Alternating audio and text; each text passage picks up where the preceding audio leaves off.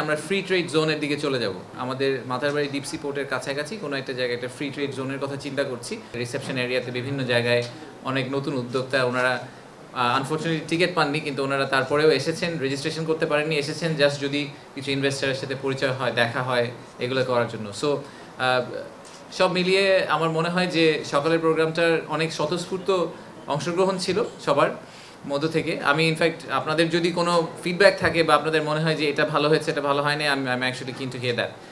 আর আজকে আমাদের সারাদিনের যেই শিডিউল সেটা আমি একটু জাস্ট কুইকলি রান ডাউন করি। ওটার পরে আমাদের প্রধান উপদেষ্টা আমাদের যে নতুন উদ্যোক্তারা আছেন তাদের সাথে একটা ইউথ এন্টারপ্রেনারশিপ এক্সিবিশন ছিল, যে ইউএনডিপির এবং গ্রামীণ ফোন টেলিনরের সাপোর্টে করা।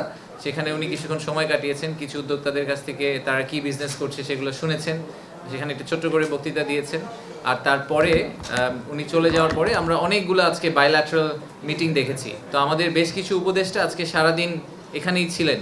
আমাদের কমার্স অ্যাডভাইজার, যিনি সেন্ট্রাল ব্যাংকের গভর্নর, এরকম বেশ কিছু সিনিয়র অফিসিয়াল, এনবিআর এর চেয়ারম্যান, এরকম অনেকেই আজকে সারাদিন এখানে ছিলেন। ওনাদের সাথে ইনভেস্টারদের আমরা বেশ কিছু মিটিং সেট আপ করেছিলাম। ইনভেস্টাররা লাস্ট 2 সপ্তাহ ধরে অনেক মিটিং রিকোয়েস্ট করেছিলেন, সেই মিটিং রিকোয়েস্টের উপর প্রেক্ষিতে তাদেরকে ডিফারেন্ট স্লট দিয়ে দেওয়া হয়েছিল।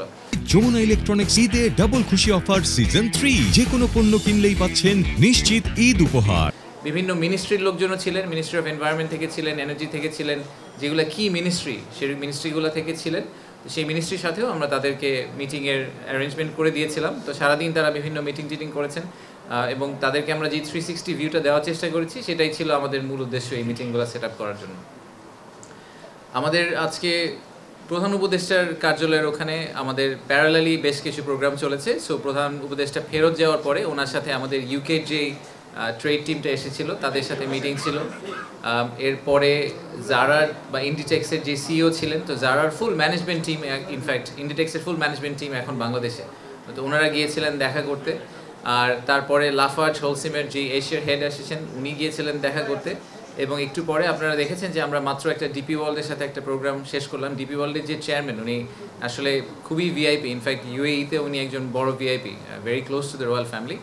উনি এসেছেন আমাদের এই প্রোগ্রাম অ্যাটেন্ড করতে, ইনভেস্টমেন্ট সামিট অ্যাটেন্ড করতে। উনি একটা ছোট্ট প্রোগ্রাম করলেন, অবশ্য আমাদের পুরাই ফুল ছিল। এগেন আমরা সবাইকে জায়গা দিতে পারিনি, 200-300 পরে আমাদের একসময় দরজা বন্ধ করে দিতে হয়েছে।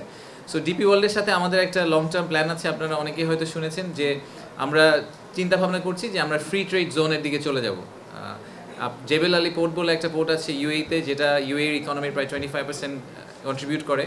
সো সেই পোর্টটার মতো করে আমরা এরকম আমাদের মাথারবাড়ি ডিপ সি পোর্টের কাছাকাছি কোনো একটা জায়গায় একটা ফ্রি ট্রেড জোনের কথা চিন্তা করছি। তো সেখান থেকে তাদের টেকনিক্যাল এক্সপার্টিস নিয়ে, তাদের থেকে বিভিন্ন ধরনের সাপোর্ট নিয়ে এটা আমরা করার চেষ্টা করছি। এবং এটাই ডিপি ওয়ার্ল্ডের চেয়ারম্যানের আজকের ভিজিটের মূল উদ্দেশ্য ছিল। উনি এখান থেকে প্রধান উপদেষ্টার সাথে দেখা করতে যাবেন এবং তারপরে ওনারা এই বিষয়টা নিয়ে আরও ফার্দার আলাপ আলোচনা করবেন।